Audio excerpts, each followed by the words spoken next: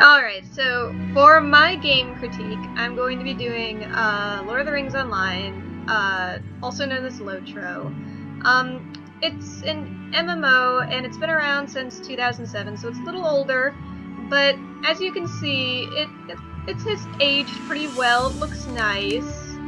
At least the character models look nice. The backgrounds and the environments are beautiful. So let's just go to create a new character, just so you can see what it's like in character creation. So there are basically about like 6 races. You can do man, high elf, dwarf, hobbit, elf, or Bjorning, although a high elf is kind of behind a paywall. It sucks a bit, because high elves are just, they're not really that special. They are kind of part of the mainstream world, so that's a bit disappointing.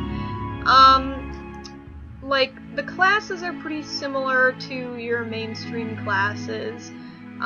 For example, I'm a burglar class, and I guess that would also just basically be your rogue.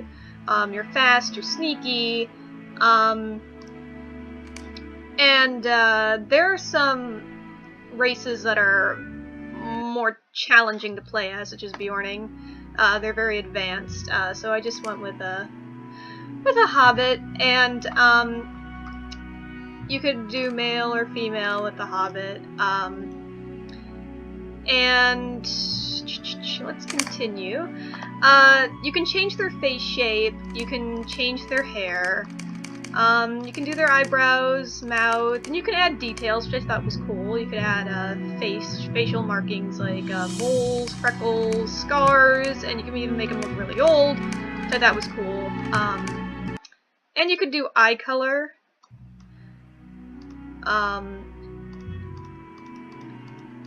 I think this is the green-blue spectrum is the only spectrum that we have to play around here with. It's kind of a little annoying, but this is how dark the skin can get in LotRO, which was a bit disappointing.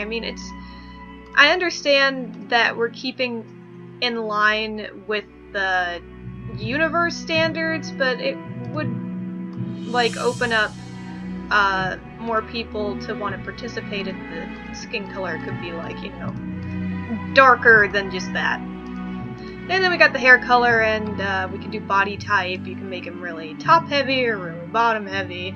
And what I really like about this is that you can select an origin, and it has all of these flavor texts down here, like where these particular type of hobbits come from, and of course it changes their features. Like the stores are the darkest, and the Fallowhides are the lightest. And it also gives you some cool names. Like it gives you information, for example, Fallowhides. They have Frankish and Gothic sounding names, and they give you little examples about what to call them, which I thought was pretty cool. So let's exit creation. Yes. So this is me. I'm a hobbit, level 7 burglar, and I'm gonna go into Middle Earth. Now, something you need to know with this game is that if you really want to play it, you're gonna have to suffer through some pretty long load times, and there are times when there's just a lot of lag.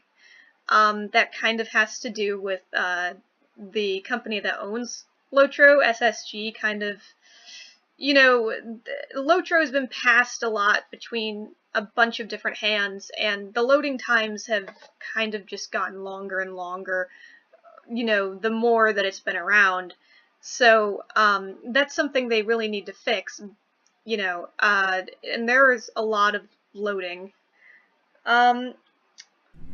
So something I also wanted to talk about was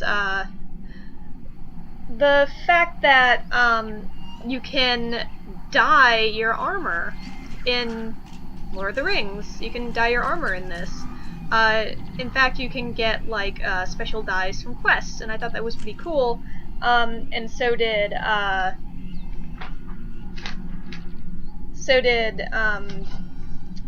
sorry, the Lazy Peon, which was, you know, the Lazy Peon is basically a YouTuber that critiques MMOs and games in general, and he said that it's not a common thing he sees in a lot of MMOs, the fact that you can dye your armor, and you can do it pretty early on. I mean, I already have dye, and I'm like level 7, so I mean, usually MMOs this early on don't want you to look this cool. They want you to work to look, you know, cool, but it seems like they really, really have high customization when it comes to armor and clothes, and also like the clothes are gender neutral, so you could have a dwarf wear like a dress, which I thought was pretty cool and fun. Um, Vress Games is also another YouTube channel, and he also does a bunch of critiques, and he critiqued LotRO, and one of the things he and I seemed to really agree on was there is this feature in LotRO where you're prompted to sleep in a bedroll, and then a cutscene happens where you see Galadriel. You meet with her in your dreams, and she takes you to, she has you look into a looking glass, and then you can like go to all these different other cutscenes, and you get to see. There's some of that lag. You get to see the Fellowship moving around in this world, you know, in real time. And it kind of just makes you feel connected to the world. It makes you feel connected to the story. I really feel immersed when that happens. It's only happened to me once, but I feel like it will happen to me more because it seems like a very important thing. Also, as you can see, there is a lot of foliage, which is nice aesthetically. This is probably why it takes so long for the game to load. There's a lot to render. It's nice, but it's also kind of annoying when it comes to combat, because it's hard to see yourself when you're fighting. So let me just go over and catch this guy's attention. Alright, so combat's pretty basic. So let me just show you something. Let me run away. Alright, so as I'm getting away from this guy, there's something pretty interesting I want to show you, but also, as you could see, it was kind of hard to see in the foliage, and that wouldn't bother me a whole lot if it weren't for the fact that, you know, NPCs could see me through it. You know, I'd understand why, you know, they'd have so much foliage, but I mean, it'd also be good if I could hide in it, because that would like really emphasize the sneaking. But the fact is, they can still see you in the foliage. They can see right through it. And as you can see, I could easily run away from my enemies. They don't chase for a while, and you can actually move pretty damn fast in the game. I mean, compared to other games, you are very fast, and I know it's not just my class, because I've watched other playthroughs, and like all of them show all of the different races and classes moving very fast. Which I thought was cool. So you can outrun your enemies. So if you're like, oh no, I'm in over my head, you can just run away. There's also something, you know, a quest for me got annoying recently, because it's become unclear to me just how wide the NPC's line of sight is. Because apparently they have eyes in the back of their heads, which doesn't make much sense to me, and I kind of had to figure that out, you know, via trial and error, and kind of, like, made me less, you know, apt to want to sneak, which I feel like the game with all this foliage really encourages you to do, but, you know, the NPCs are just not programmed that way. Right now I'm level 7, so I'm kind of in that grinding phase before we get back to the story, and what I really want would like to see more of our NPCs, you know, in these areas. Right now I'm in a swamp, or a bog, and in towns sometimes NPCs are very scarce as well as players. You won't see a lot of other players early on, which is kind of discouraging to people who join this MMO because they want to see other players and they want to interact with them. In fact, from what I've heard, it's very difficult to find groups to go on raids with, because there are so few people. You kind of just have to stick with one group of people because it's a very small community, but it's also a tight-knit community of people who are just very, very nice and generous and willing to help new players and passionate about the game and Tolkien and the lore in general. It's a really good community if you can manage to find people to play with. So I love the music. It's very relaxing. I love the environment. It's also very relaxing.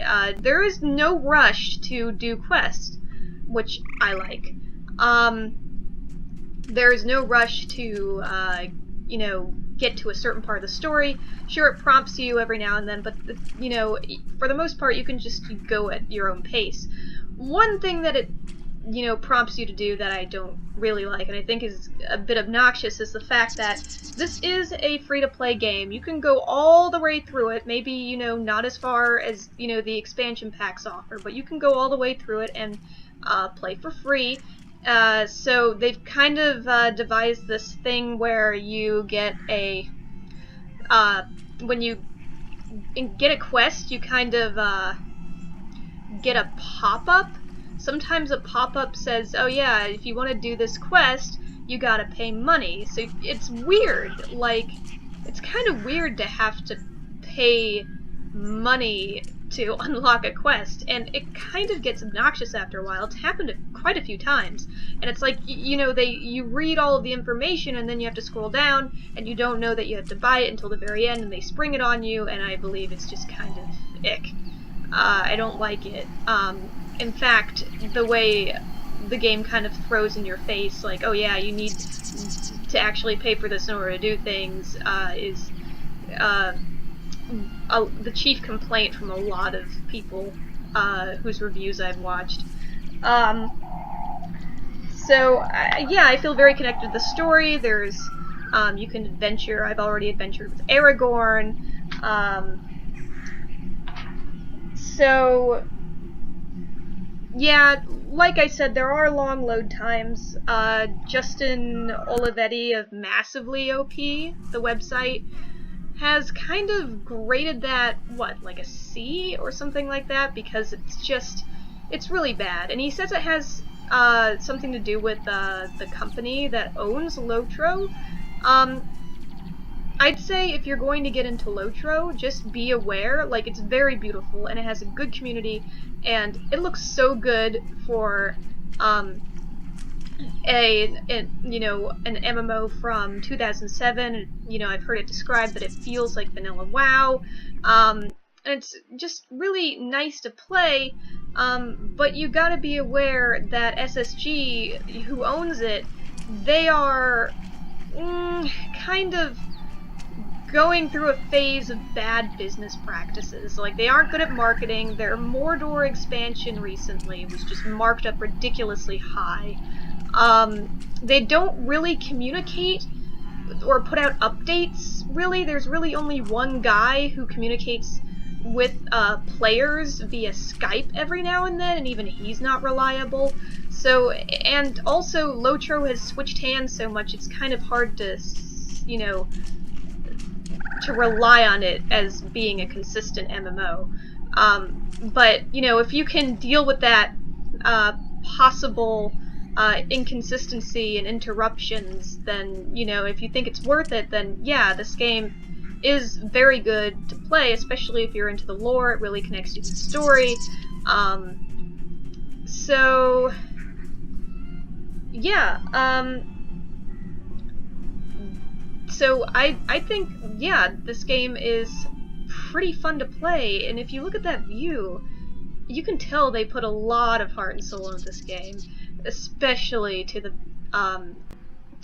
scenery and the backgrounds and just little details that you wouldn't expect, such as NPCs. They actually do work. They don't just sit there and do the same thing over and over again. Like, there are these guys that were working the fields, and you know, one guy was scooping dirt into a wheelbarrow, and the wheelbarrow actually filled up with dirt. So if you stood there and watched, you could actually see that the people who made this game added that detail. So a lot of love was put into this game, and I feel like more people should play it. It really mimics vanilla WoW. If you like the lore of Lord of the Rings and you really want to get an immersive experience, then I would recommend this game. I think you'd really like it. There are some things that you'd have to get over, such as them constantly prompting you to buy things, but you know, that could be easily ignored. If you manage to find a good friend group in here, this game will just become immensely fun. People are so into role-playing when it comes to this game. So, yeah, that's my review. Any questions, comments, directed to me after this video. Thank you.